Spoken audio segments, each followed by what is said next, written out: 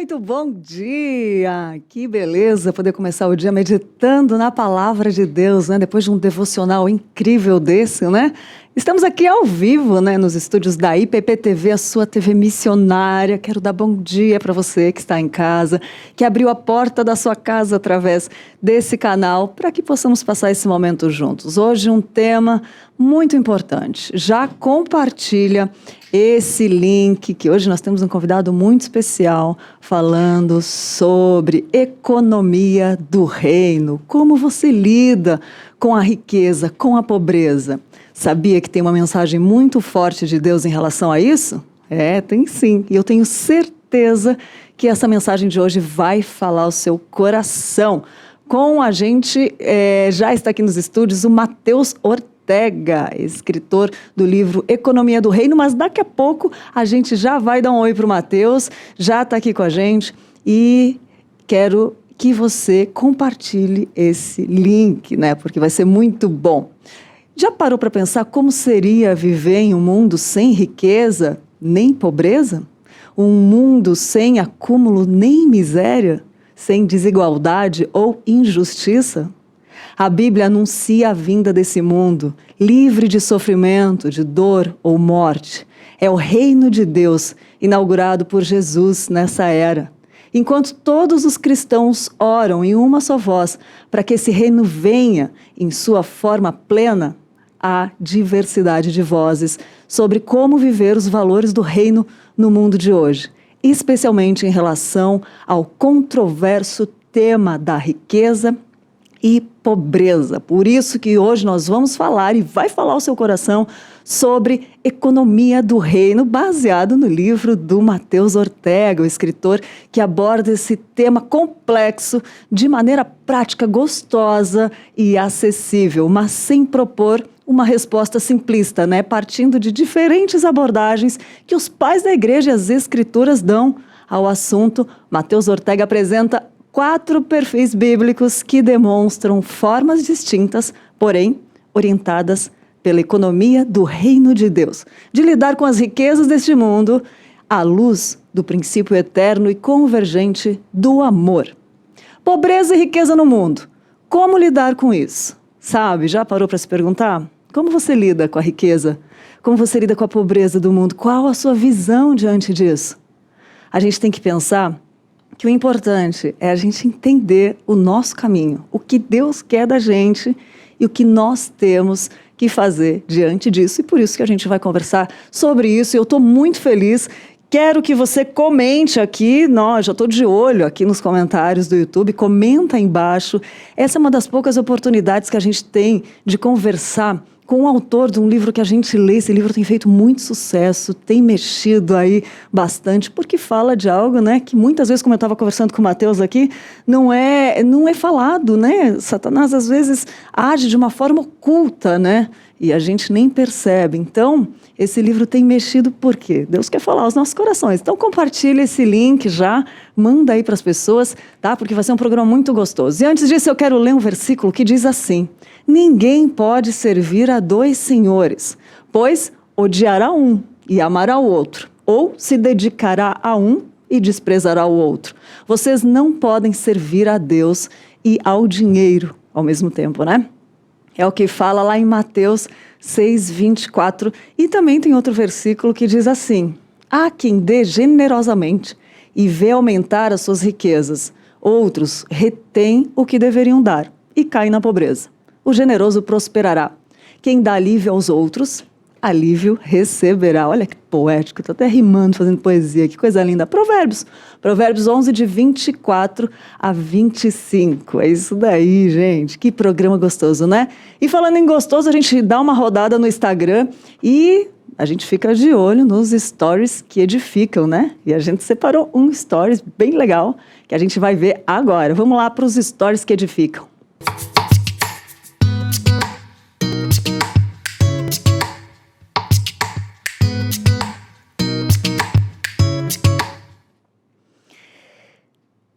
Escolhemos o Stories da Tainá Félix, que postou sobre o Salmo 57, de 7 a 11, que diz: firme está o meu coração, ó Deus, o meu coração está firme.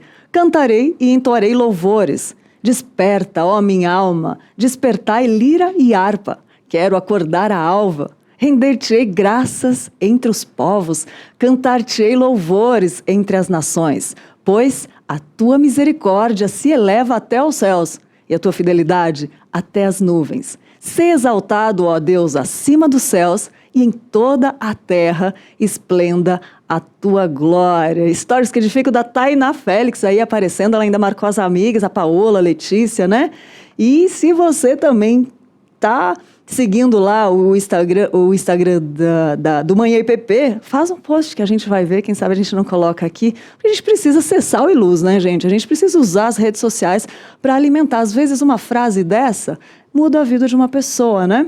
Então, vamos usar as coisas para glorificar a Deus. Quer comais, quer bebais, façais tudo para a glória de Deus. E como falou ali o versículo que a Tainá postou, né, do Salmo 57, de 7 a 11, ser exaltado, ó Deus, acima dos céus e em toda a terra esplenda a tua glória. Então, seja um canal aí para que o Senhor seja glorificado, né? Muito bom, a gente está de olho aí. Faça seu post agora nessa manhã. Enquanto isso, a gente vai ver um vídeo da Junta Missionária de Pinheiros, que tem desenvolvido um trabalho que dá gosto de ver, dá vontade de pôr a mão na massa, e o reino de Deus é assim, ele contagia. Então vamos ver aí o vídeo da JMP e daqui a pouco a gente já volta falando sobre mais coisas. Tem Minuto Curioso, tem dica de artesanato hoje e tem uma entrevista especialíssima com o Matheus Ortega. Vamos ver o vídeo da JMP juntos. Olá, graça e paz. Eu quero convidar você nesse nosso vídeo para que você conheça um pouco mais sobre a Junta Missionária de Pinheiros. Criada em 2008, a Junta Missionária de Pinheiros é o braço missionário da Igreja Presbiteriana de Pinheiros. A Junta Missionária de Pinheiros, ao longo dos anos, plantou diversas igrejas no estado de São Paulo, na cidade de São Paulo, e contribuiu com a abertura de campos transculturais em vários países do mundo. Hoje, contamos com cerca de 75 projetos missionários em andamento, 100 missionários entre diretos e parceiros. Estamos com 18 congregações próprias, 15 projetos missionários transculturais e precisamos cada vez mais avançar. E você pode ser esse parceiro. A Junta Missionária de Pinheiros mantém parcerias com o PMC, Junta de Missões Nacionais, e a APMT. Seja um parceiro em missão, contribuindo, compartilhando, divulgando e assumindo conosco o compromisso de ofertar mensalmente pela expansão missionária da Igreja de Cristo no Brasil e no mundo. Contamos com você.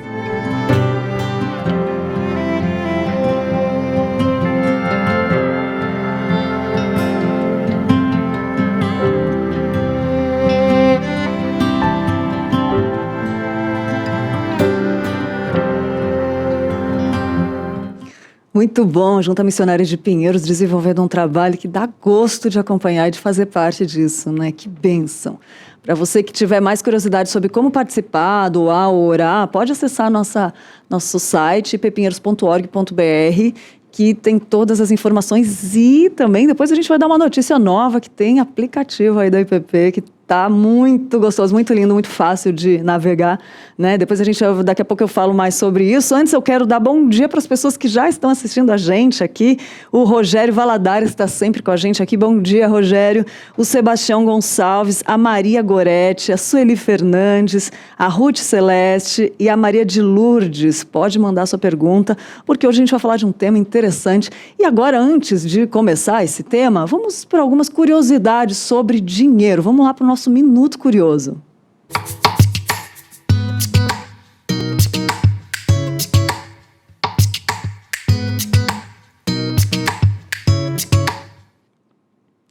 As primeiras moedas são do século 7 a.C. Foi na região da Lídia, olha só a coincidência, né? É uma região, a atual Turquia, que começaram a ser produzidas as moedas pela primeira vez. As peças eram confeccionadas em metais valiosos, como ouro e prata, e os símbolos eram cunhados a martelo.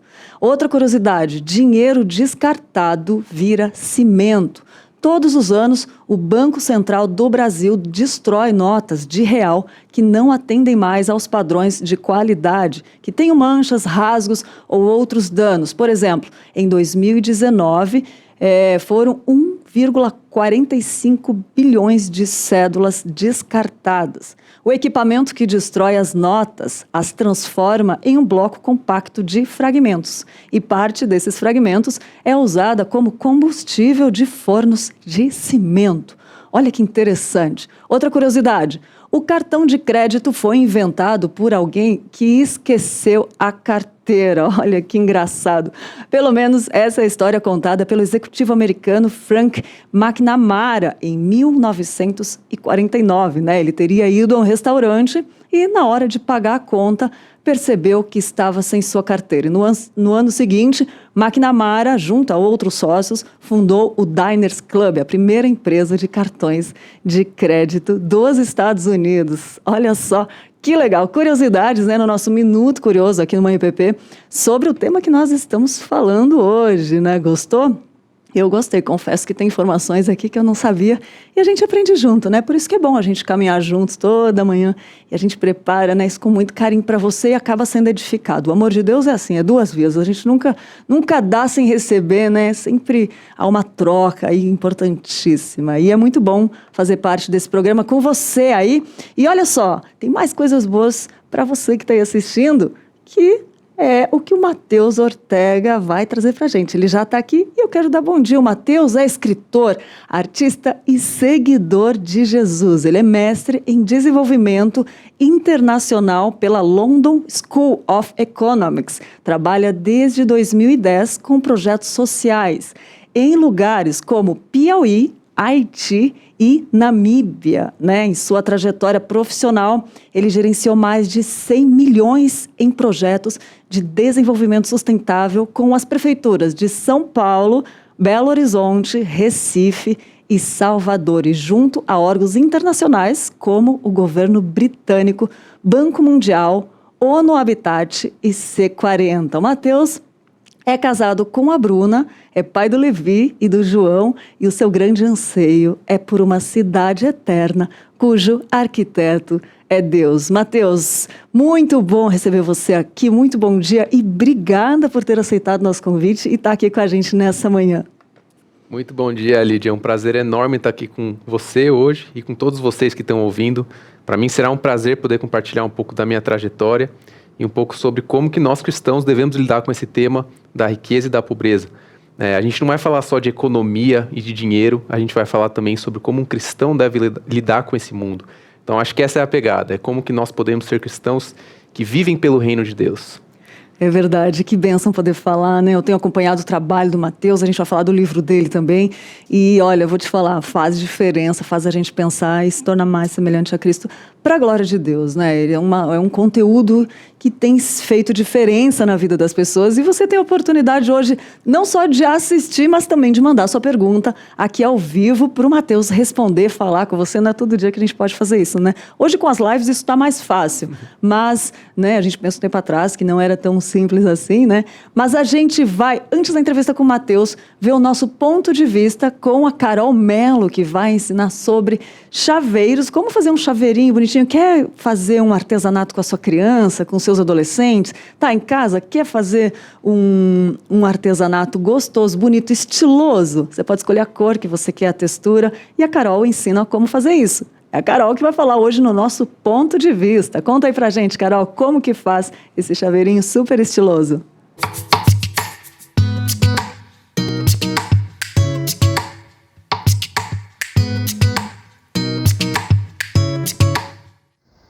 Olá, meus queridos do Manhã IPP, tudo bem com vocês? Estamos aqui hoje para mais uma diquinha de artesanato. E hoje a dica é super linda e super fofa. Olha só, nós vamos aprender a fazer esses pomponzinhos aqui de lã. Isso mesmo, que você pode fazer como eu fiz, colocar numa tiara, num arquinho, ó. Eu colei aqui dois, colei com cola quente mesmo, tá? Olha só, para começar nós vamos precisar desses dois moldes aqui. O primeiro é esse molde retangular, tá? Você faz de papelão mesmo, tá? Esse molde aqui, ele tem 9 centímetros por 6. Então anota essas medidas, tá? 9 por 6. E dentro, bem no meio, você faz outro cortezinho, outro retângulo com 5 centímetros por 2,5, tá bom? Então esse é o primeiro molde. E o segundo, nós vamos precisar, ó, de dois círculos, tá? Esses aqui tem 4,5 centímetros de diâmetro. Em um deles você faz um furinho no meio, não precisa ser um furinho certinho, mas você deixa furadinho que a gente vai precisar desse furinho. Então vamos lá. Começando, a gente pega o nosso molde retangular e nós vamos, ó, pegar a nossa lã, começar a passar assim, ó, por cima, tá? Nós vamos fazer várias voltas. Se você quiser contar, pra ficar nesse tamanho aqui que eu fiz 80 voltas, tá? Então é mais ou menos essa a quantidade de voltinhas que nós vamos fazer aqui no nosso molde. Eu já tenho aqui que tá feitinha, ó. Você pode fazer, se não quiser contar as voltinhas, você faz também no olho, né? Quando tiver assim, já um pouquinho gordinho. Quanto mais voltinhas você der, mais fofinho vai ficar o seu pompom, tá? Então eu vou cortar aqui. Eu já fiz as minhas 80 voltas. E vou cortar um pedacinho aqui de uns 20, 30 centímetros mais ou menos. E vou passar, olha só, essa lãzinha aqui, tá? Eu vou passar aqui por dentro pra dar um nozinho aqui, tá? Vou dar um nozinho, ó, aqui, dá pra ver, né? Dei o meu nozinho e agora nós vamos cortar aqui em cima e embaixo, tá? A gente vai fazer o corte. Então, vou cortar aqui, deixa eu ver como é que eu faço pra vocês verem. Olha, vamos lá.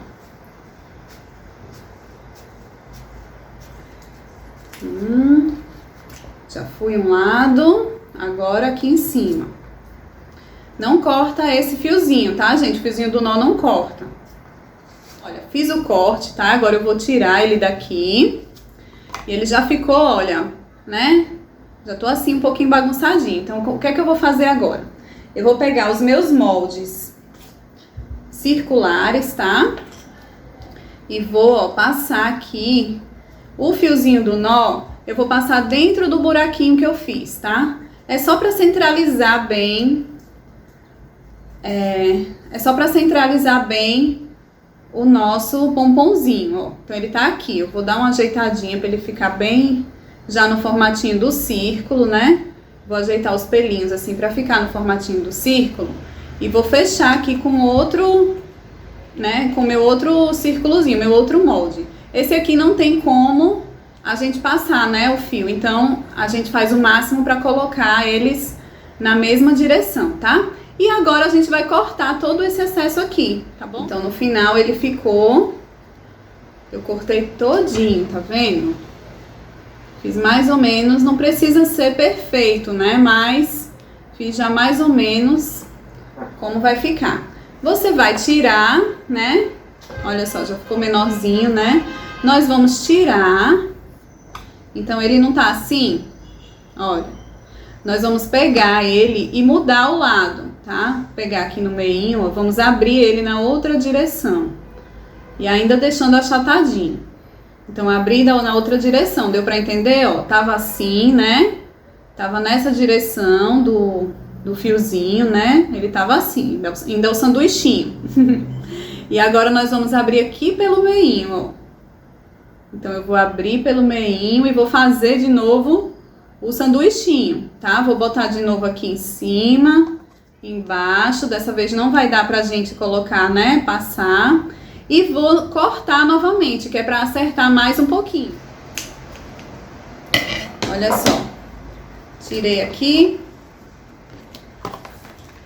E aí, pra ele abrir, a gente dá, ó, uma chacoalhada.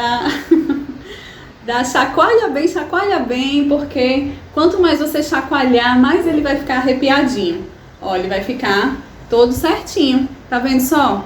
Se você ver que tem alguma pontinha ainda, né, que não esteja alinhada, você vai aqui agora dando uma ajeitadinha, só pra deixar mais redondinho, né? Às vezes tem alguma pontinha que fica saindo um pouco. Você dá uma ajeitadinha final e pronto, você já tá com o seu pomponzinho, que você pode fazer a sua tiarinha, né? Vai ficar linda como essa, ó. Minha filha amou, gente. Quase não queria tirar, né? Eu aproveitei e coloquei, ó, uma fitinha aqui de cetim por cima, só pra ficar com um detalhezinho, tá vendo? Mais delicado. Você pode fazer isso também. Espero que vocês tenham gostado. Um beijo e até a próxima.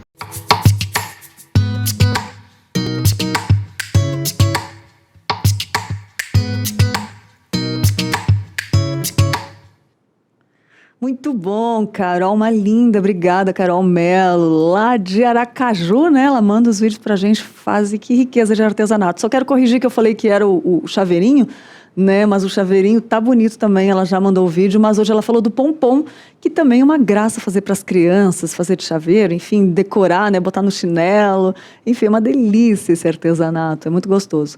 Dá para botar em cachecol, enfim, várias ideias como a Carol deu aí, né? E mais para frente, semana que vem a gente mostra como faz o chaveirinho, que eu amei, quero fazer um para mim, mas não sei se eu tenho esse dom que a Carol tem, né? Com as mãos, mas a gente vai tentando, na prática a gente consegue melhorar um pouco, né? Obrigada, Carol. E agora eu tenho um recadinho rápido para você que quer renovar os seus ambientes, né, da sua casa, o ambiente da sua casa, do escritório ou qualquer espaço que precisa de transformação. A Estilo e Design é uma empresa especializada em consultoria de interiores, que une a funcionalidade e a estética, oferecendo conforto e bem-estar através da decoração.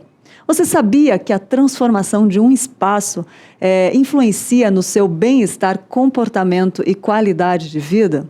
É por isso que você precisa conhecer a Adriana Honório e a Estilo e Design. Todo projeto vai ser muito bem pensado para atender o seu desejo de forma funcional. Você vai se surpreender com o resultado. Acesse lá, Estilo e Design, não, corrigindo, Estilo Design, não tem o E, .br, né? .com.br, peraí, vou repetir aqui, estilodesign.com.br, ou também você pode enviar um WhatsApp para o número 011 São Paulo 996579900.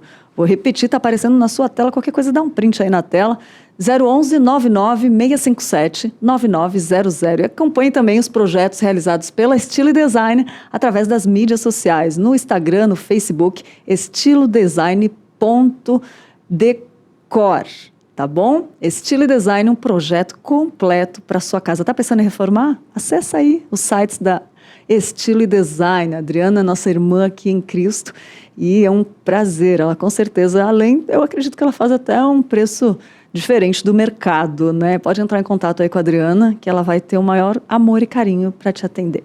Vamos lá para o intervalo rapidinho e a gente volta conversando com Matheus Ortega sobre economia do reino. Fica ligadinho, toma uma aguinha e a gente vai voltar conversando já sobre esse assunto muito importante.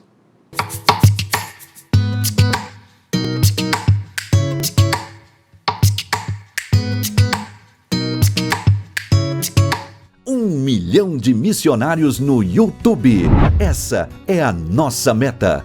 Para que o trabalho da Igreja Presbiteriana de Pinheiros alcance ainda mais pessoas na internet, nós contamos com você. Se inscreva no nosso canal, acione o sininho para receber as notificações e compartilhe nosso link com a família e os amigos. É só clicar no botão vermelho que aparece embaixo do seu vídeo. Participe desse grande projeto missionário e ajude a IPPTV a propagar cada vez mais a palavra de Deus. De segunda a sexta, tem programação ao vivo para você. Suas manhãs começam com o pastor Mariano Alves Júnior e seus convidados no Café, Prosa e Missões. E um tempo de oração com o pastor Arival Dias Casimiro, no Orando pela Cidade. Às 9h30, medite na Palavra de Deus no Vida Devocional. Às 10 da manhã, Lídia Dickel te espera no Manhã IPP. saúde, bem-estar, viagens, artesanato e muito mais no programa que já faz parte do seu dia a dia. 11h30 da manhã, as boas notícias entram em pauta. O nosso time de jornalistas, sempre em busca de informações que enchem o coração de esperança. Você vai ficar informado com Notícias do Bem. Em seguida, uma roda de conversa sobre temas bíblicos e importantes debates sobre a vida cristã. Entre nesse grupo e participe do Conversa da Tarde. De segunda a sexta, sempre ao vivo, aqui na IPP TV, a sua TV missionária.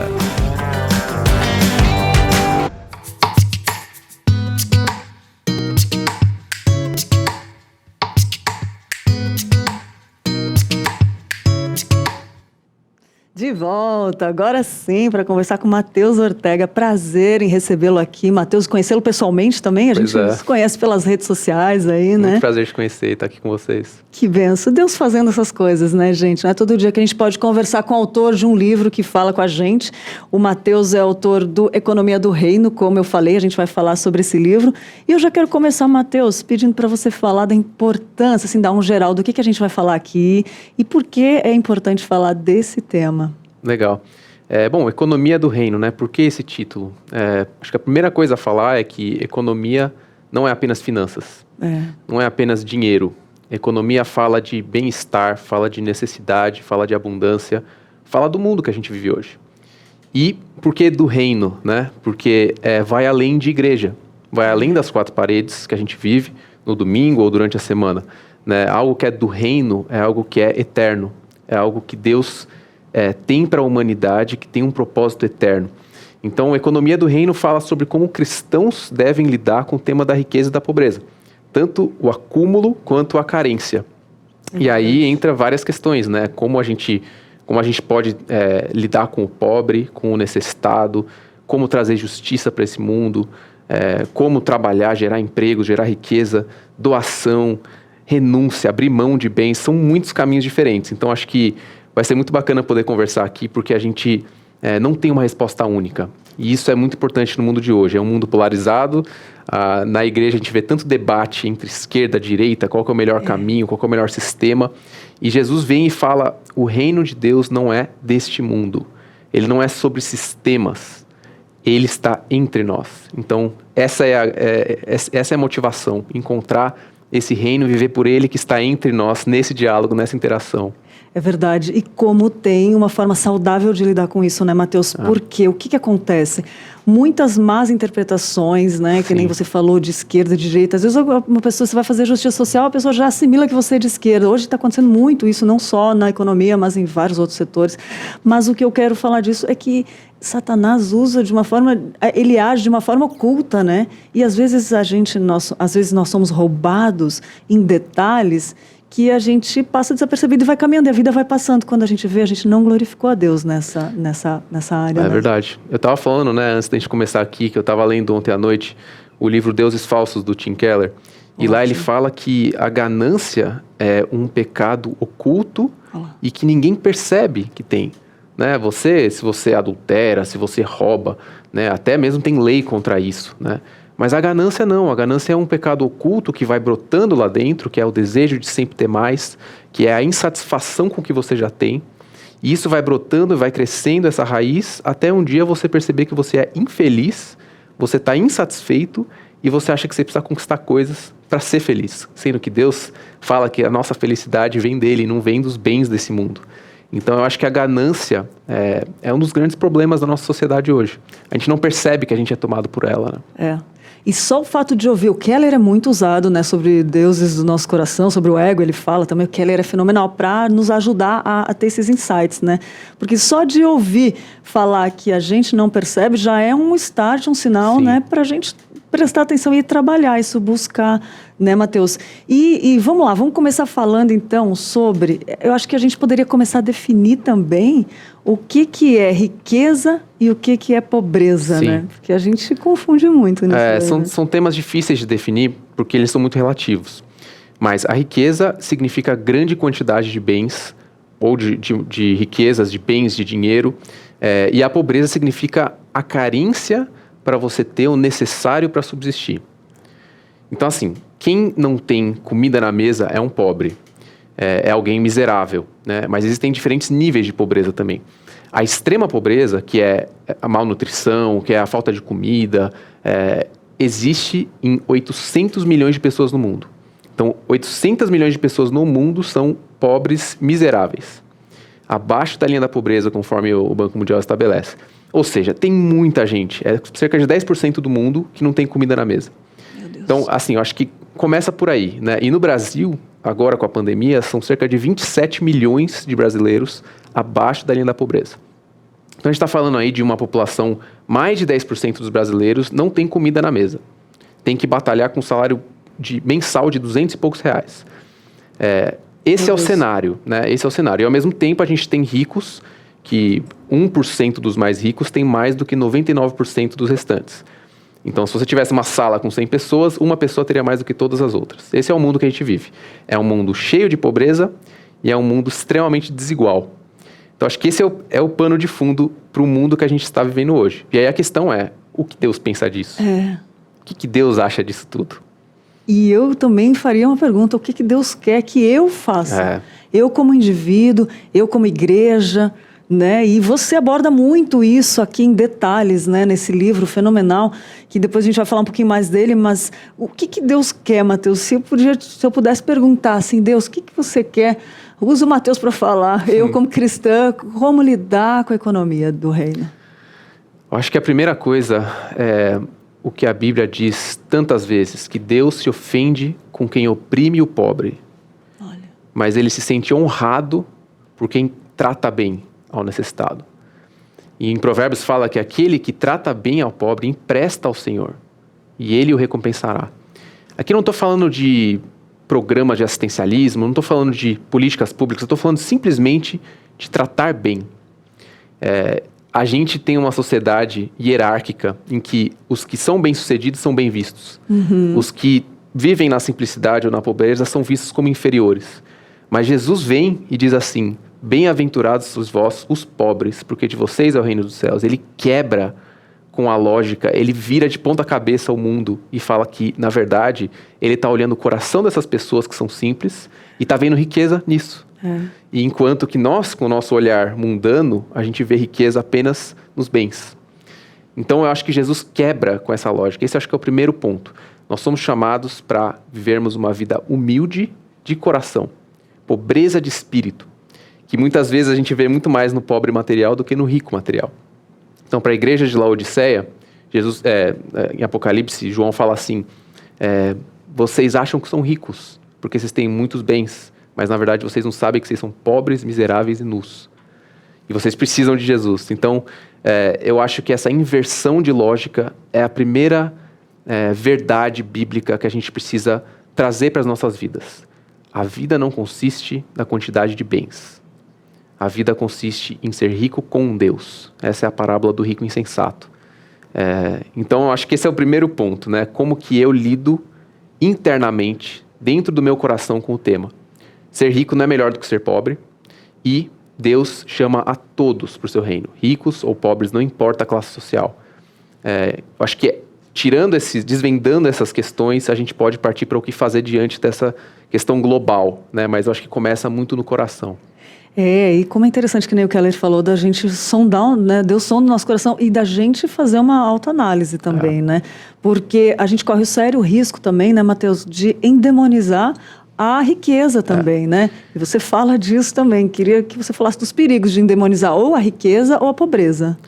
Sim, eu estava lendo ontem um texto que falava que a conquista é o grande álcool da nossa sociedade de hoje. Querer conquistar, querer ser grande. E, ao mesmo tempo, eu também li de um ateu que escreveu que a crise do mundo de hoje é a crise da irrelevância. Você sentir que você não é bom o suficiente, que você não é relevante, que você não é... Quando, na verdade, Jesus está chamando a gente para mais do que relevância. Está chamando a gente para integridade.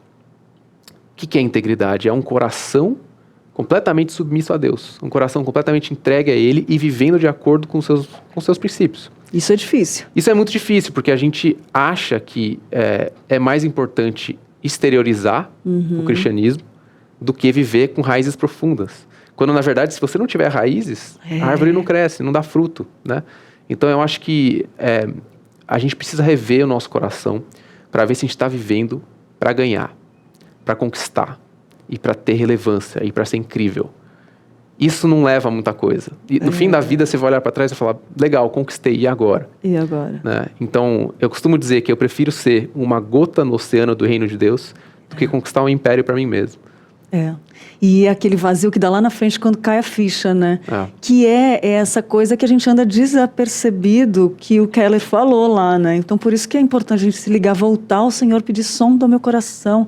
Porque eu não quero ler um negócio desse que está falando, quem tem olhos que veja, que tem ouvidos que ouça, e não pensar, o que eu estou fazendo com o meu dinheiro? Eu vi você falando lá no podcast do Bible, interessante que você falou da renda, né? Que a média do brasileiro, acho que é 1.400, e a média do brasileiro, quem ganha acima de 6 mil reais sozinho, já é considerado rico no Brasil. É rico. Né? E assim, Deus quer também que eu ajude com o meu dinheiro. E eu muitas vezes, sério, não tem como não ficar constrangido se eu não estiver fazendo isso. Ouvir isso e ficar normal, né, diante desse quadro, né, Mateus? Sim, eu acho que, assim, a principal mensagem desse livro, que está aqui, que foi publicado pela Thomas Nelson, e foi lançado agora em junho, a principal mensagem dele é que existem diferentes caminhos para lidar com a riqueza e com a pobreza. Ah, ótimo. O que eu tenho visto muito assim, nessa jornada de estudar o assunto é que existe muita culpa com esse assunto. Existe muito sentimento de que se eu não fizer algo, Deus vai me castigar. Ou assim, existe um caminho perfeito, abra mão dos seus recursos, seja um missionário, senão você não está no caminho de Deus. Ou se você for se você não for um cristão bem-sucedido, que ganhar muitas riquezas e ajudar a obra, você também não é um cristão de verdade, né? Porque Deus quer te prosperar. Então são extremos muito grandes. Eu já ouvi muito isso, né? E já senti culpa de não ir para a obra missionária e já senti culpa de ganhar dinheiro. Então, diante de tantas culpas, o que a gente faz? Como que a gente lida com a riqueza? E como que a gente lida com a pobreza? Eu tive uma experiência que eu fui para o Haiti em 2010 e lá, depois do terremoto, morreram 300 mil pessoas. Meu Deus. Mais de 1 milhão de desabrigados. É muita gente. E aí, chegando naquele lugar e vendo a miséria extrema, eu comecei a fazer alguns projetos sociais, eu comecei a me envolver, mas eu lembro de voltar para o Brasil e pensei ir numa churrascaria com amigos e olhar aquilo e não conseguir comer. Falei, cara, como assim? A gente está aqui desperdiçando carne quando acaba, joga fora e tem gente que não tem... E lá eu comia tripa de bode com pimenta. Era esse nível assim. Então, isso despertou algo em meu coração. E eu acho que antes de entrar em qualquer teoria, qualquer filosofia, qualquer estudo, a gente precisa ser despertado. E esse despertar, eu acredito que vem do Espírito Santo. Porque ele desperta a gente para amar o próximo. A gente não tem como amar da nossa própria fonte. A gente ama da fonte que vem dele. E esse despertar aconteceu comigo no Haiti. Então, desde então, eu tenho tentado entender como que eu, como um cristão, posso lidar. Não apenas com o necessitado lá na rua, mas com o meu dinheiro, com a minha vida, com o meu estilo de vida. E aí meu olho foi abrindo para ver que existem diferentes visões. Desde o começo do cristianismo. E eles quebravam pau lá na igreja primitiva, porque tinha gente que era mais pró-pobre, tinha gente que era mais pró-rico, e ficavam nessa divisão de pensamento. Então, durante os 2000 anos da história do cristianismo, a gente vê essa questão de como lidar, né? E por muitos anos a questão principal era, vamos abrir mão de tudo e vamos ser monge no deserto. Hoje em dia, a principal questão é, vamos entrar na sociedade, ganhar dinheiro e ser relevante. Cada época tem o seu mainstream, tem a sua principal fala. Mas a questão é como que eu sou chamado, na minha condição, para viver o reino de Deus. Você pode ser pobre, você pode ter um salário mínimo, você pode ser rico, você pode ser da classe média. Como que Deus te chama, né, para viver o reino dele aqui na Terra? Então esse livro apresenta alguns caminhos, saindo dessa polarização de extremos e entrando em uma proposição de diferentes caminhos em meio à riqueza e à pobreza.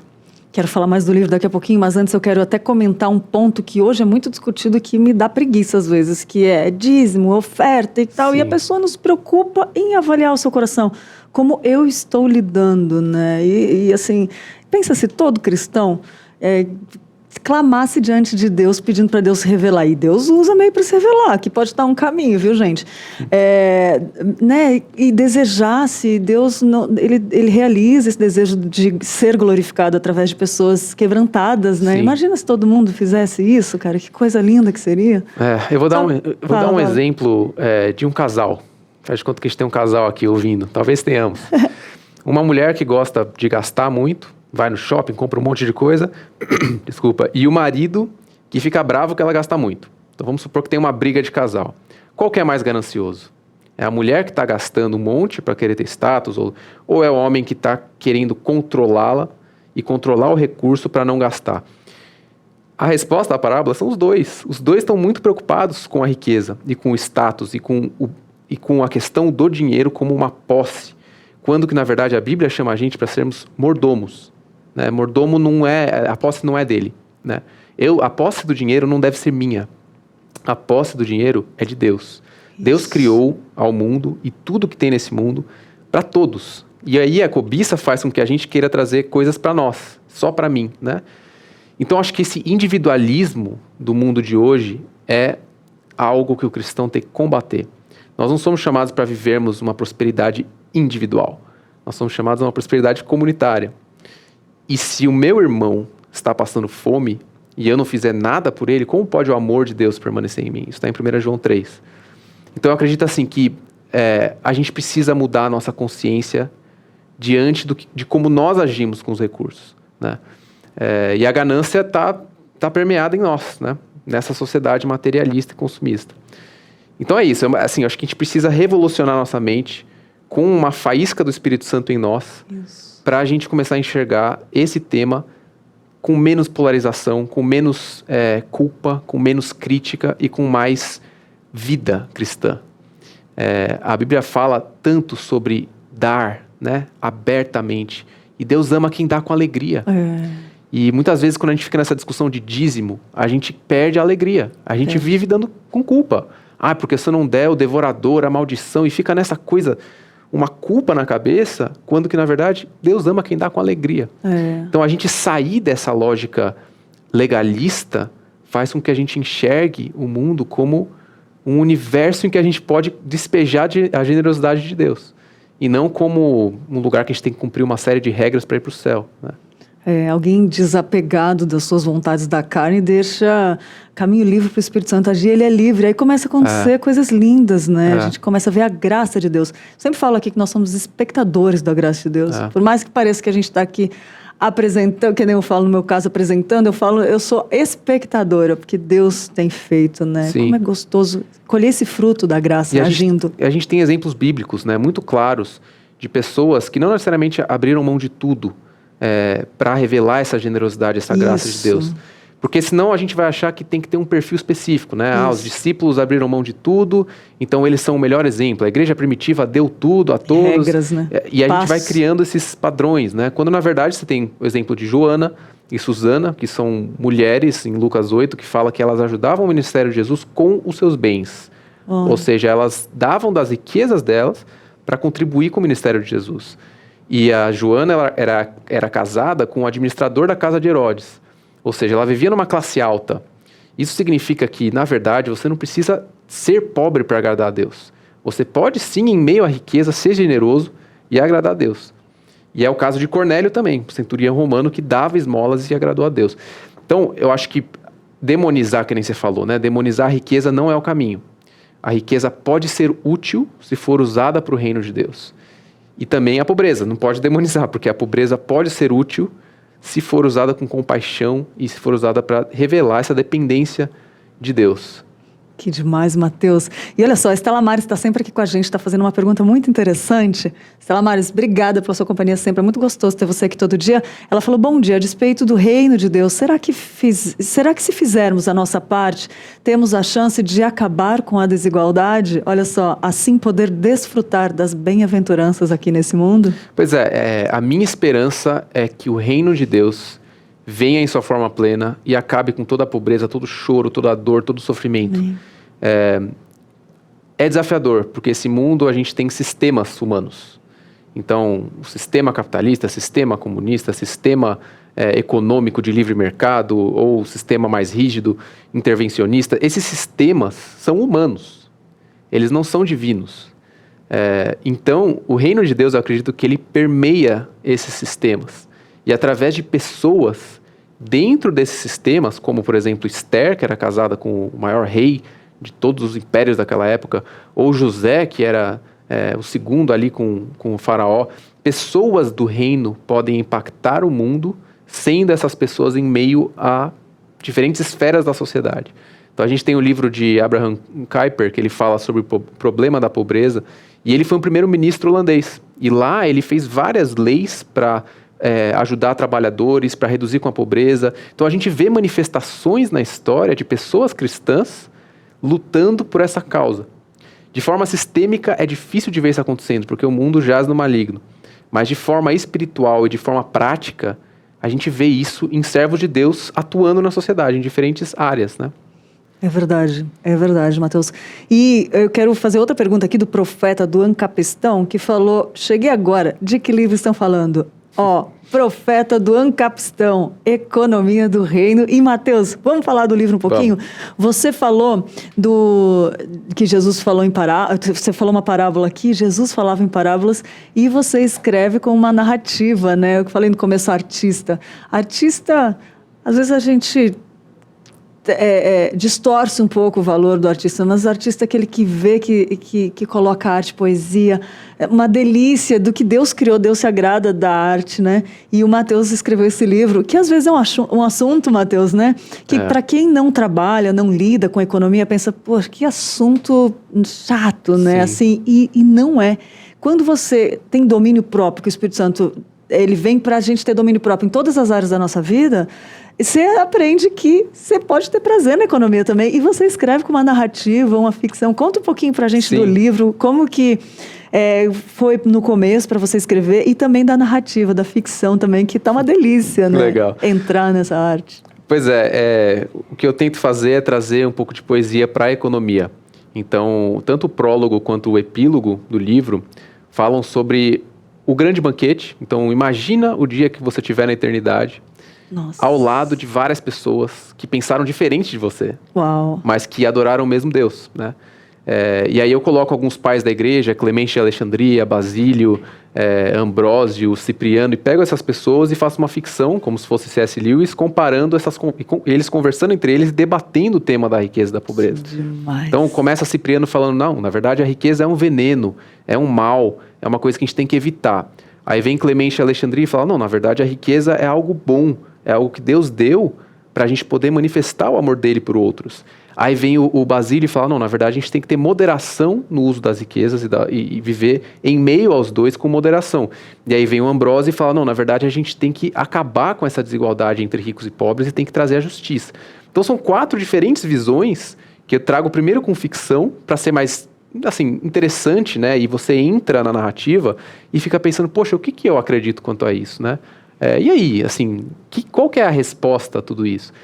E aí, assim, o que eu trago no livro é que a resposta não é única. Não existe só um caminho para lidar com o tema da riqueza e da pobreza e seguir a Cristo. Porque se fosse assim, só teria um tipo de gente no céu. Só teria o rico, ou só teria o pobre. E não, Jesus convida a todos para o seu grande banquete. A parábola do grande banquete fala disso, né? Que ele chama os ricos, os bons, os convidados, aqueles caras nobres, eles não vão. E aí depois ele chama os pobres, os coxos, os aleijados, todos são chamados para o grande banquete de Deus. Então eu acho que essa é a figura para iniciar, né, com esse livro, que traz todo mundo no mesmo patamar. Não importa se você é rico, não importa se você é pobre, se você é um cara que busca a justiça social, ou se você é uma pessoa que vive uma vida tranquila dentro da sua própria casa, sem ficar lutando por direitos humanos.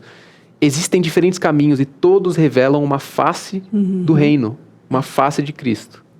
Que coisa linda quando a gente para ver que isso é em todas as coisas, né? E que importante falar sobre isso, Mateus. E assim, o livro tá muito bonito. Que capa, que contracapa, né? E, Mateus, quem quiser encontrar o livro é da editora Thomas Nelson, né? Sim. Quem quiser encontrar, tá aí disponível? Tá disponível Tem até aqui na editora, na livraria da igreja, tem aqui também. Tem online, né? Porque, assim, tomei a segunda vacina agora, então daqui a pouco vai começar a sair um pouco mais. Mas o livro está disponível online na Amazon, Submarino, Americanas, enfim, você pode encontrar lá. E também eu estou falando muito sobre isso no Instagram Economia do Reino. Então tem sido um espaço também para democratizar a conversa, né? Para quem não tem dinheiro para comprar. Eu tô lá falando, então você pode também acompanhar por lá.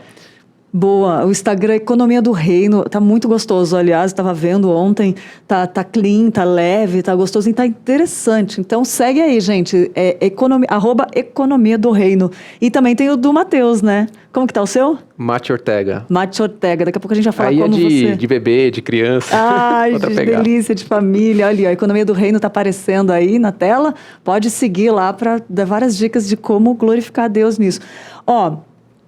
Matheus, como que surgiu o seu primeiro livro? Primeiro livro. Começou falando desse jeito, você falando aqui, juro, eu tive vontade de entrar, eu vou ler todo, porque eu já estudei sobre ele, já sei o que ele fala bastante, já ouvi podcast, tem no Bibotalk, mas queria que você contasse como que surgiu, tão bonito, uma obra de arte, parece que você já escreveu 30 livros aqui, olhando por esse. Não é? Como que surgiu a ideia de escrever um livro? Eu acho que surgiu no coração de Deus, né? Eu tenho certeza. Eu não sou famoso, não sou uma pessoa que tem um público muito grande.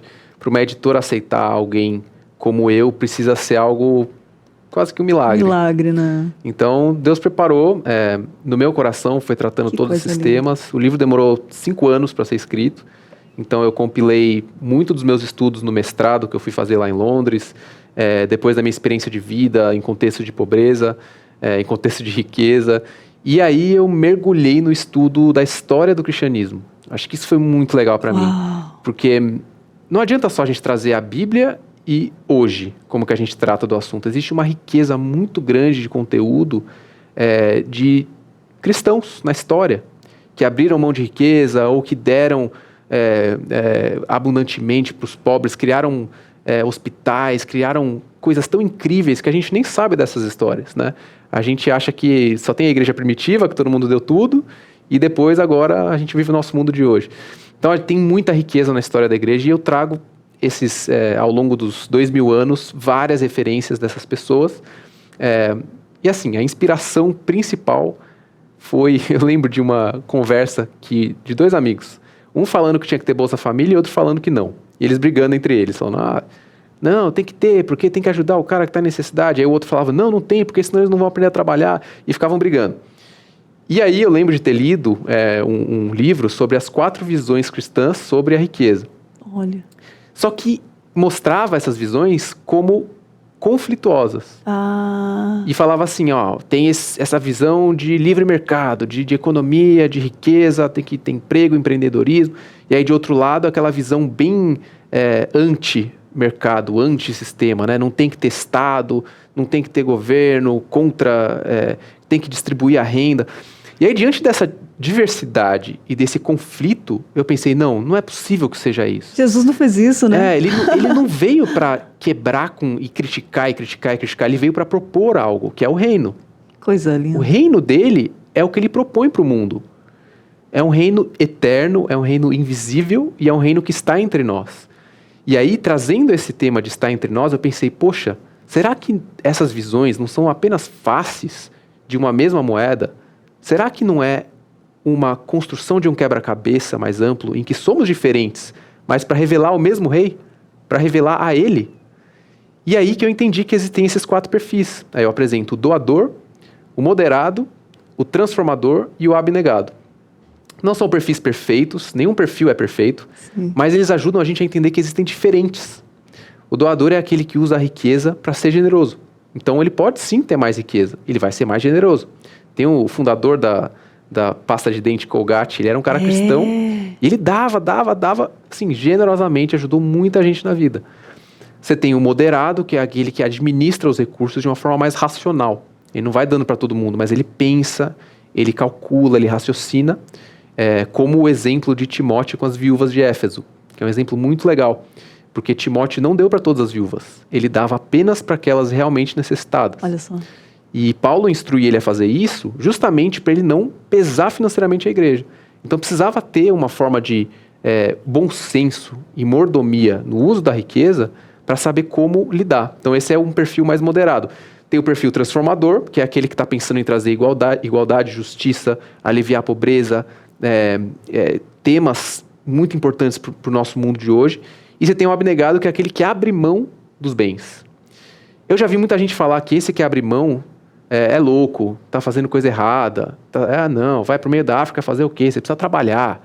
E aí do outro lado você vê um missionário falando, você está ganhando dinheiro, como é que você vai revelar Cristo ganhando dinheiro? Não, gente, são 4 faces do reino de Deus. Coisa linda. E essa é a grande descoberta assim, que eu tive ao estudar nesses 5 anos esse tema. Cara, e você falando aqui já dá uma visão muito grande, assim. E tem um tesouro, digamos aí, que quando Deus nos permite, eu acho que enxergar isso, que vem através do Espírito Santo, isso desperta para que a gente consiga experimentar algo divino, assim, que é tão, muitas vezes, roubado, né?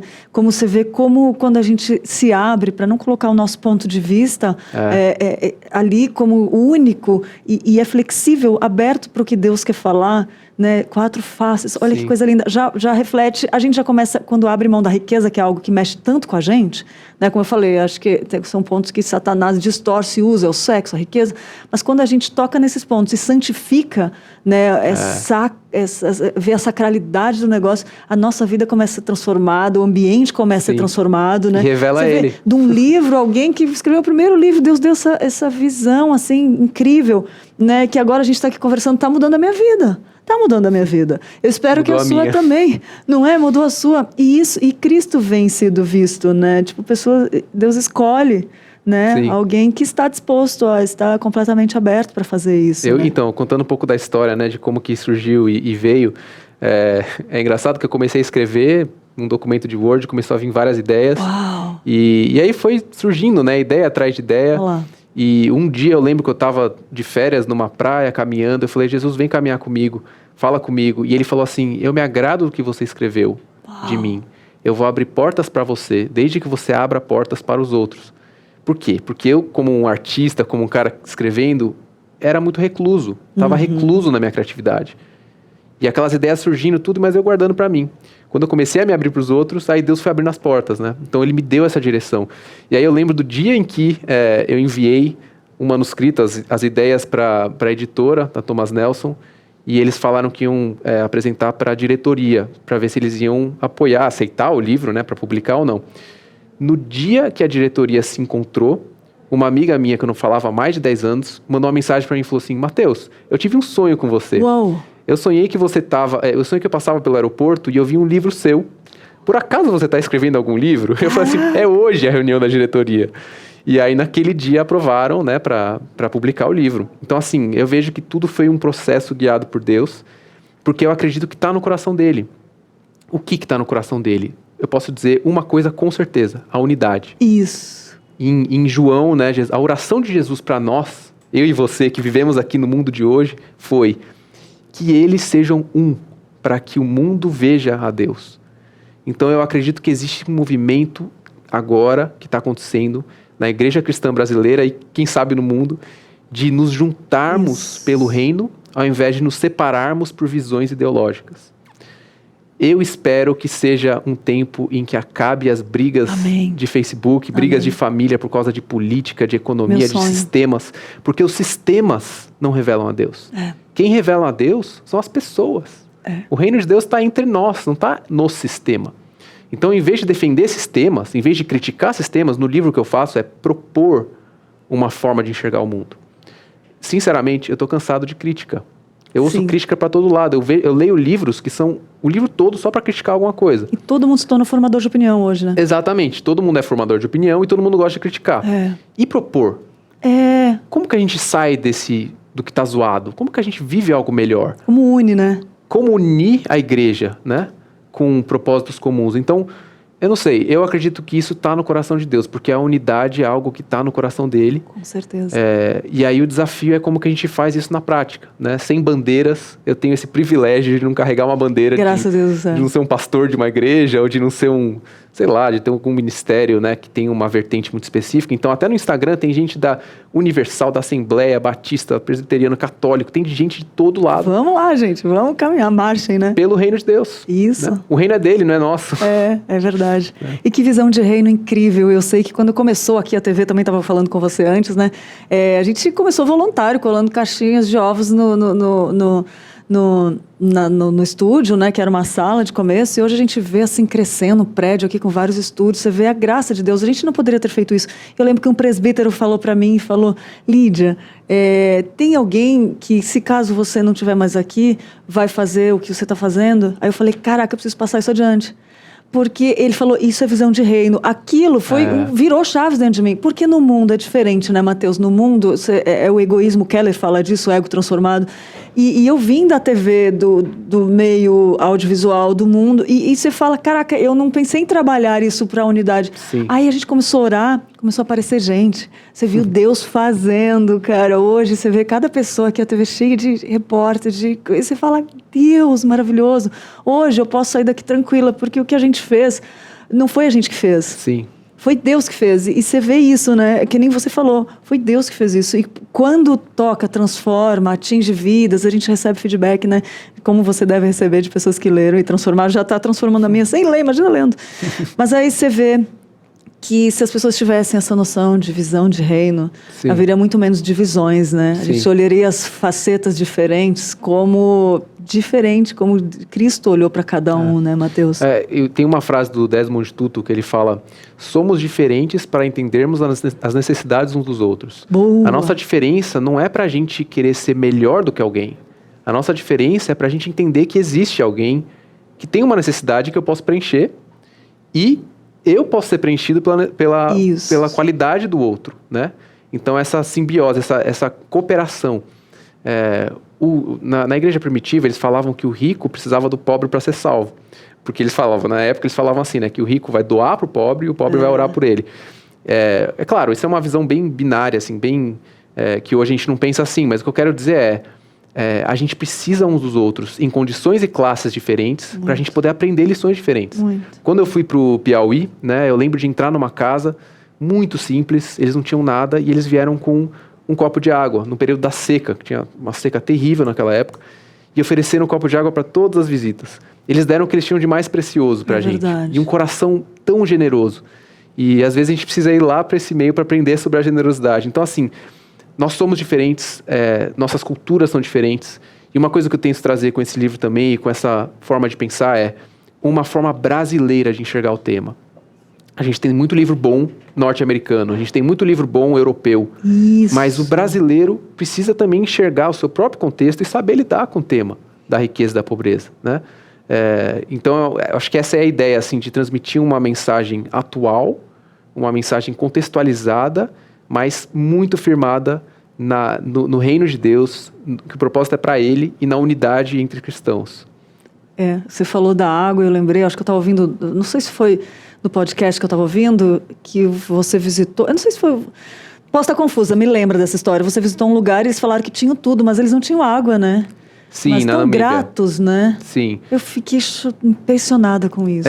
Na Namíbia, eu fui lá, é um deserto, né, do Kalahari, e lá eles não têm água, eles precisam de água para poder plantar e ter comida. Mas como é um deserto, falta água, né? Então, eu fui lá para fazer um projeto de hortas sustentáveis com um missionário. Que legal. Muito bacana a experiência. Mas aí a gente vê, né, a carência do mundo e como lidar com essa necessidade do mundo de acordo com os perfis que eu apresento. Olha, ideia... coisa linda, que visão. Porque aí, assim, como que... Eu acredito que o cristianismo ele precisa dialogar com o mundo e precisa trazer soluções para o mundo. Paulo, né? Oi? Paulo fez isso. Exatamente, entrar e trazer uma solução.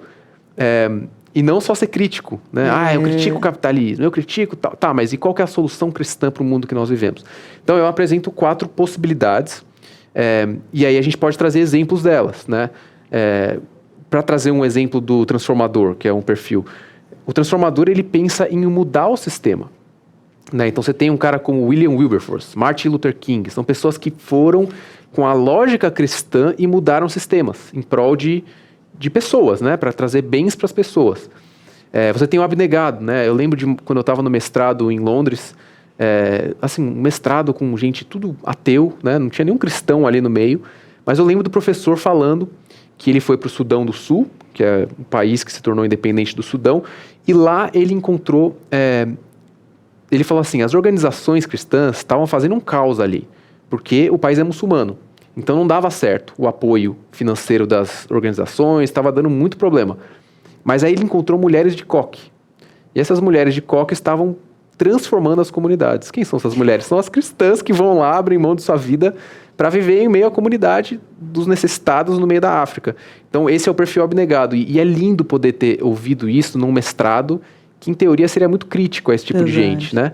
Mas ele falou, eu ouvi da boca dele dizendo que isso é extremamente relevante para alcançar as comunidades. Então você tem diferentes formas de manifestar o amor de Deus ao mundo. Nem todo mundo tem que ser a Madre Teresa de Calcutá, sabe? Tem gente que vai ser, que nem a mãe do Hudson Taylor, vai ser uma dona de casa que vai cuidar de crianças. Uau. E essa mulher pode transformar a vida de muitas pessoas. E além disso, também tem um ponto muito importante que é sobre integridade de coração. Boa. Todo mundo que é íntegro e que revela a Cristo está mudando o mundo. Graças a Deus por você estar falando isso. A gente não precisa todo mundo estar no meio dos indígenas. A gente não precisa todo mundo estar na África. Se você é íntegro no seu coração, se você tem plenitude e contentamento, essa é uma palavra linda que eu trago muitas vezes no livro, contentamento, isso é revolucionário. Por quê? Porque a gente tem mais de 800 mil pessoas se suicidando por ano. A gente tem 16 milhões de pessoas tentando suicídio por ano. A gente tem gente morrendo de overdose, a gente tem crise de ansiedade, depressão. É o mal do século. E uma pessoa contente, que consegue sorrir com o seu salário, com a sua vida, é revolucionário.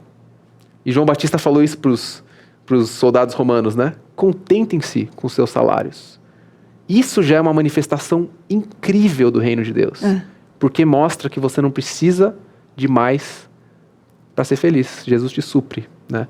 Então existem diferentes manifestações. Não precisa ser alguém que está lá longe, né? Revelando a Cristo. Pode ser de muitas formas, né? Ele se revela. Isso me lembrou que grandes avivamentos começaram a partir de uma pessoa orando no quarto, por exemplo. Exatamente. Né? Que coisa linda, gente. Olha, tanta coisa que dá para falar. Eu quero ler essa frase aqui de Agostinho que você abre. Gente, tá muito bonito esse... Ai, não dá para ver. Tá muito bonito esse livro. E aqui, o que escrevo para a glória da cidade de Deus, para que, sendo comparada a outra cidade, possa brilhar com maior esplendor. Tem a ver com a integridade que você falou, né? Sim. Como vale a pena a gente buscar a raiz do nosso coração? O que está a motivação lá na raiz do meu coração, né? Quando a gente começa a ver isso, as divisões são quebradas, começa a unir, começa a ter visão de reino, né? Quero ler aqui a abertura das o Ziel Machado, né? Eu vi esse reitor do Seminário Teológico Servo de Cristo, que ele fala assim: olhe para o outro lado. Desta forma, fui ensinado a evitar o que não devia ser visto. Recupero a alegria cada vez que encontro jovens que não desviam seus olhares da realidade. E o que fazem com esperança. Mateus Ortega é um desses jovens que deixa tocar pela realidade. A economia do reino, ele empenha seus sonhos, convicções, reflexões, aspirações e uma rica trajetória de vida para se debruçar sobre uma enorme questão: como lidar com a riqueza e a pobreza do mundo. Que lindo! Eu quero ler esse livro hoje já. E pode falar. O Ziel é uma referência, né? Eu tive aula com ele, ele é um professor, um pastor, e foi ele que falou muito dessa questão da integridade. Eu lembro da primeira aula, legal. Ele falou assim: o mundo precisa de uma revolução de integridade. E lembro que aquilo me marcou tanto, porque é isso, né? Cristãos em cada um, em sua área, em sua profissão, mas vivendo integramente, né? E a Bíblia fala isso: façam o seu trabalho como ao Senhor e não aos homens. E isso revela Cristo, né? Quanto mais a gente se enche desses valores e princípios do reino de Deus, mais a gente vai revelar ao Rei, né? Então, e essa frase de Agostinho vem do livro Cidade de Deus, e eu acho que isso está muito no meu coração. Não construir cidades terrenas, né? Uma glória terrena. E, infelizmente, o humanismo está muito forte na igreja. Que eu sou um cara muito bom, né? Eu sou um cara que ajuda os necessitados. E isso traz a glória para si, né? Quando, na verdade, a gente é chamado para trazer a glória para Ele. Então, eu escrevo isso para a glória de Deus, e também espero que a ideia transmitida seja para a gente viver com essa lógica de que o reino é dele, não é nosso. Sermos setas para Cristo, né? Que apontem para Cristo. É isso. E, Mateus, uma coisa interessante é que você falou da integralidade e eu chamo a atenção para as mínimas coisas que a gente faz, porque às vezes a gente vê coisinhas que incomodam, tipo uma net gato, um livro feio, um livro não legalizado que você baixa lá, esses detalhezinhos revelam o nosso coração também, né? Sim. Isso já é uma das coisas que a gente tem que se ligar. Você falou da integralidade, eu queria apontar para isso também, não sei porque deu vontade de falar isso, mas vamos falar. Mas porque assim, a gente precisa cuidar com a mentirinha pequenininha, esses detalhezinhos, isso tudo faz diferença na integralidade do nosso coração, né? Sim. O que é legal da Bíblia é que ela mostra que Jesus vê os nossos corações. Isso. Tanto para o bem quanto para o mal, né? Ananias e Safira deram uma oferta muito generosa. A gente não para falar isso, a gente só fala que eles morreram, mas eles deram uma oferta muito generosa. Eles pegaram suas terras, venderam e deram uma boa parte para Deus. Bonito, né? Não foi bonito, porque eles mentiram com aquilo. Eles quiseram ganhar reputação com aquilo. É verdade. Eles fizeram com uma intenção suja. E Deus viu, e por isso eles, tomados de pavor, morreram na hora. É uma história muito forte, mas que mostra que, na verdade, o interior é a preocupação de Deus. E aí você tem um outro exemplo da Maria de Betânia, que quebra um vaso, que no livro eu faço as contas, que dá 16 mil reais. Esse vaso seria hoje. Gente. Então você imagina alguém quebrar um vaso na sua casa ali de 16 mil reais, com um perfume muito caro. O que os discípulos falaram? Imediatamente eles falaram assim, o que é isso? O que você está fazendo? A gente podia dar esse dinheiro para os pobres. Né? Que absurdo. E Jesus fala, deixa ela está me honrando. Então assim, algo que aparentemente não era bonito, Deus viu beleza. Então acho que isso mostra que é Deus quem sonda os corações. E o nosso coração tem que estar alinhado ao dele.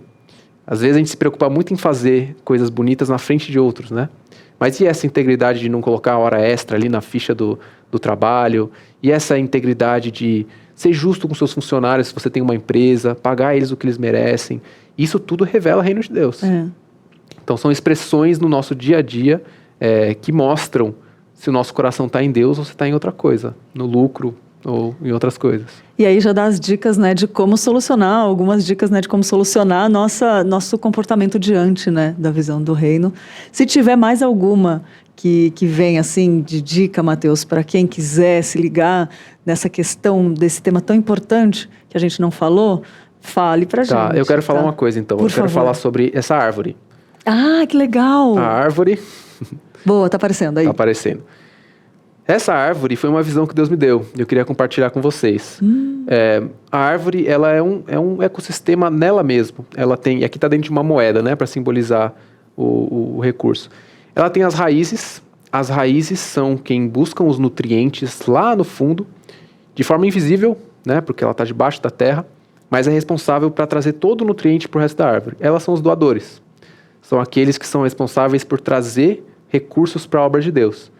O tronco são os moderados, são aqueles que são responsáveis por trazer sustentação, equilíbrio, direcionamento, né, para onde vão os nutrientes, através dos galhos, alcançar diferentes lugares. Você tem as folhas que transformam o gás carbônico em oxigênio, que são os transformadores, aqueles que vão fazer com que o mundo respire, né, os cristãos que vão trazer não apenas isso, como também transformar o nutriente em glicose para a própria árvore subsistir. Então, aqueles que estão transformando a sociedade. E você tem os frutos que são os abnegados, que são aqueles que vão saciar a fome do faminto e vão carregar a semente para que outras árvores sejam geradas. Nenhum deles subsiste por si só. Você não tem uma pessoa generosa dando abundantemente, fazendo a diferença com isso, se você não tiver alguém administrando esse recurso de forma sábia. Você não tem uma transformação relevante se você não tiver dinheiro para fazer o projeto. E você não tem alguém servindo na obra se você não tiver alguém direcionando o recurso para o serviço, né, do reino de Deus. Então são diferentes elementos em uma árvore que revelam essa unidade do reino de Deus.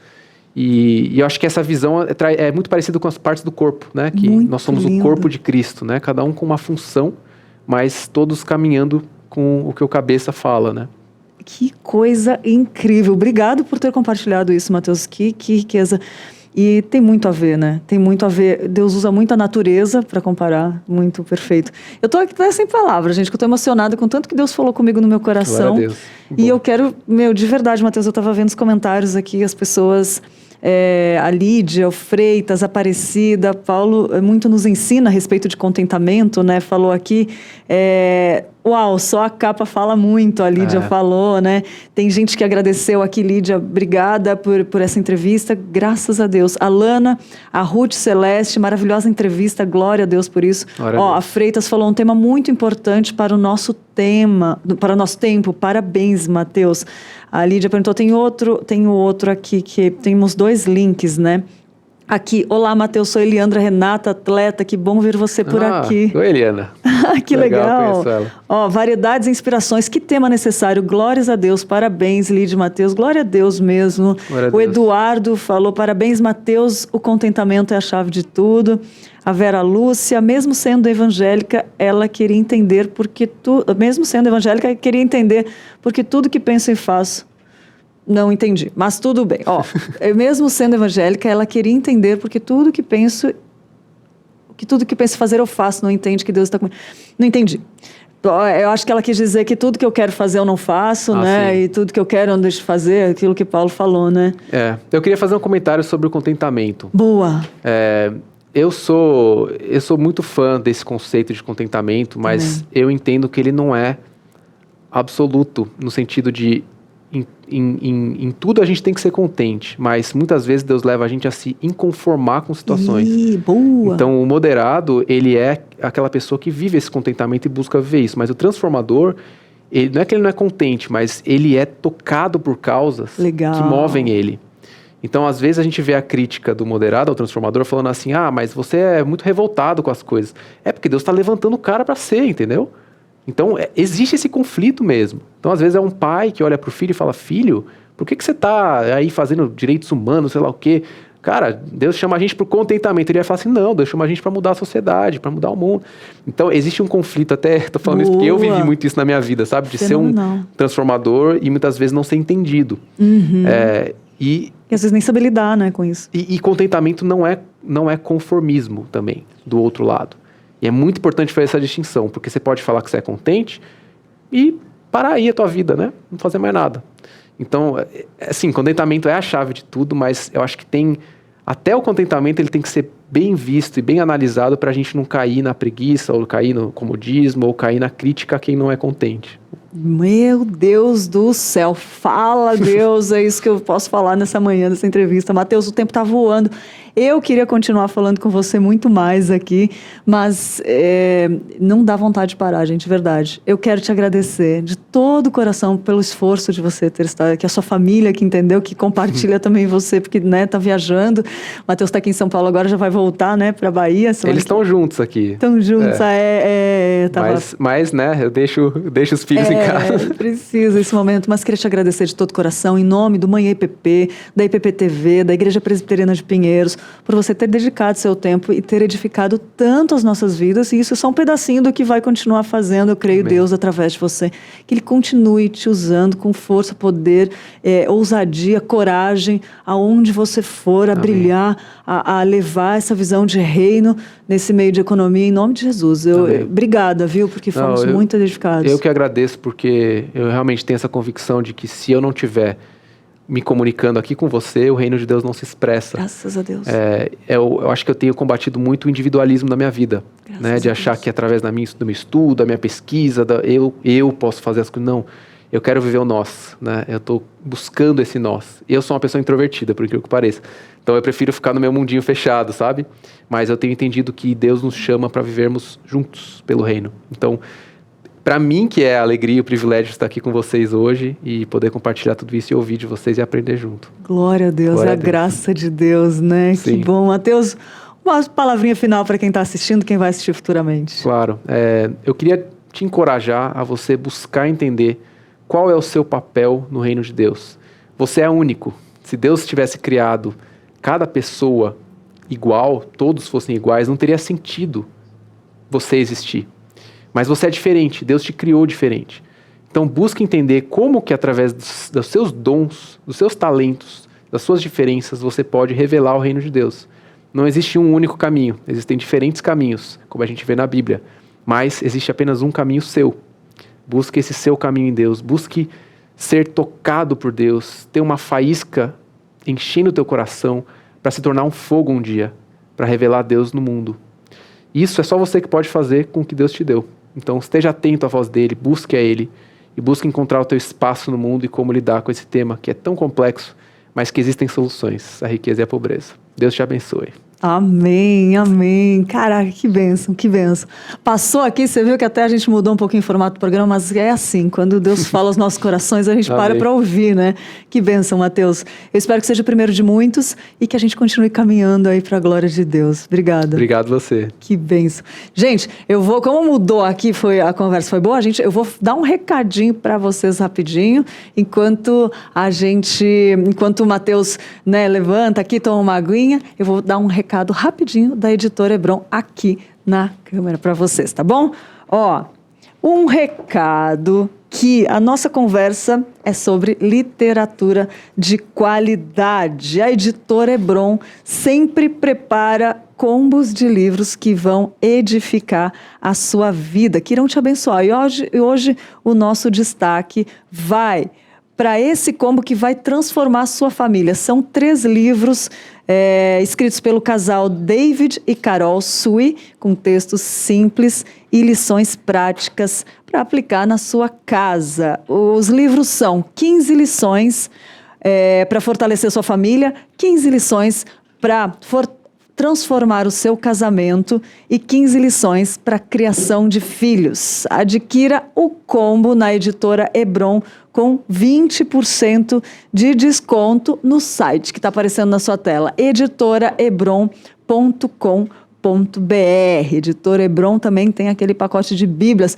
por um desconto muito bom e não paga frete. Então acessa o site aí, editorebron.com.br, pode ser pelo Instagram também, 011 98207 372 e adquire esse combo para edificar a sua família. Isso aí, passou voando aqui, gente, estou muito feliz com esse programa.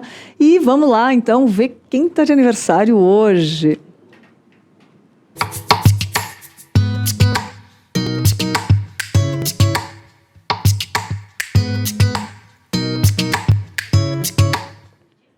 Parabéns para Adriana Silva, o Bruno Pereira, a Daniela Moretti, o Edmilson do Nascimento, Fernando Pereira, o Gaston Alberto, a Giovana Jorge e o João Costa. Feliz aniversário, que Deus abençoe muito a sua vida. Se você está em casa, está de aniversário também, não falei aqui, receba também esses desejos de todo o coração, que Deus o abençoe, comemore hoje, agradeça, alegre-se pelo que Deus fez, faz e fará na sua vida, mesmo se estiver passando por uma situação difícil. Em Cristo, há esperança para tudo. Foque os olhos nele, que você vai ver que há alegria para aqueles que esperam no Senhor. Então comemore, parabéns, receba o nosso abraço com carinho aqui e que Deus abençoe esse ano que esteja começando, que venham vários para a glória de Deus, né? Sinta o nosso abraço aí de um feliz aniversário nesse dia especial.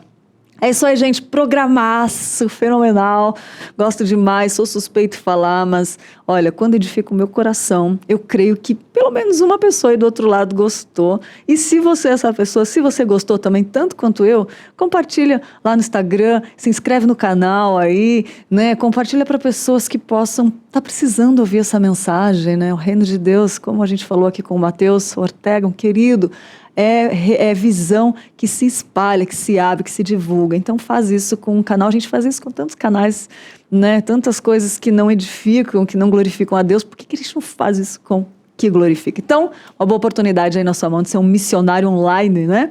É isso aí. A gente fica por aqui, mas amanhã eu tô de volta, ao vivo, às 10 horas, e eu espero por você. Agora tem Notícias do Bem com Roberto Quirino, Tainá Félix e depois Conversa da Tarde com Marcos Melo.